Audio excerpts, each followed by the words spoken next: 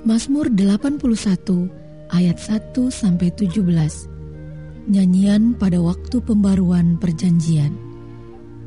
Untuk pemimpin biduan menurut lagu Gitit dari Asaf. Bersorak-soraklah bagi Allah, kekuatan kita. Bersorak-soraklah bagi Allah Yakub. Angkatlah lagu, bunyikanlah rebana, kecapi yang merdu diiringi gambus. Tiuplah sangkakala pada bulan baru, pada bulan purnama, pada hari raya kita. Sebab hal itu adalah suatu ketetapan bagi Israel, suatu hukum dari Allah Yakub. Sebagai suatu peringatan bagi Yusuf, ditetapkannya hal itu pada waktu ia maju melawan tanah Mesir. Aku mendengar bahasa yang tidak kukenal. Aku telah mengangkat beban dari bahunya. Tangannya telah bebas dari keranjang pikulan. Dalam kesesakan engkau berseru, maka aku meluputkan engkau. Aku menjawab engkau dalam persembunyian guntur. Aku telah menguji engkau dekat air Meriba. Selah. Dengarlah hai umatku, aku hendak memberi peringatan kepadamu.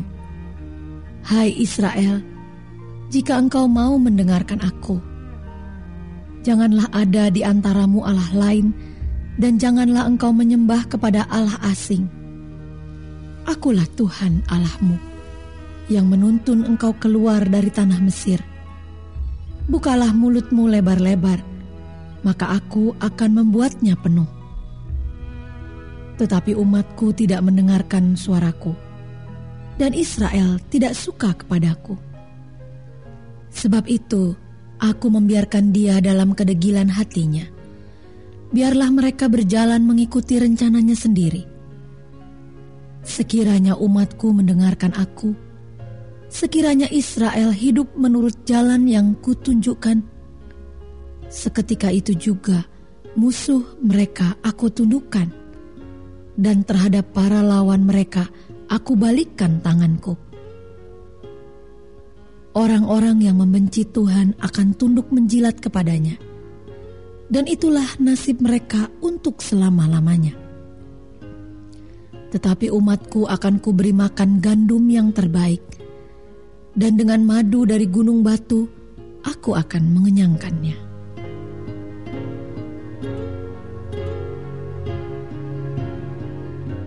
Mazmur 82 ayat 1 sampai dengan 8. Allah dalam sidang ilahi. Mazmur Azab. Allah berdiri dalam sidang ilahi, di antara para Allah ia menghakimi. Berapa lama lagi kamu menghakimi dengan lalim dan memihak kepada orang fasik? Selah. Berilah keadilan kepada orang yang lemah dan kepada anak yatim. Belalah hak orang sengsara dan orang yang kekurangan. Luputkanlah orang yang lemah dan yang miskin. Lepaskanlah mereka dari tangan orang fasik. Mereka tidak tahu dan tidak mengerti apa-apa. Dalam kegelapan mereka berjalan, goyanglah segala dasar bumi. Aku sendiri telah berfirman, kamu adalah Allah, dan anak-anak yang maha tinggi kamu sekalian.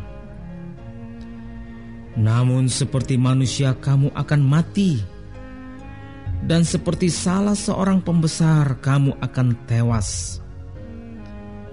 Bangunlah ya Allah, hakimilah bumi, sebab engkaulah yang memiliki segala bangsa. Mazmur 83 ayat 1-19. Doa mohon pertolongan melawan musuh. Mazmur Asaf, suatu nyanyian.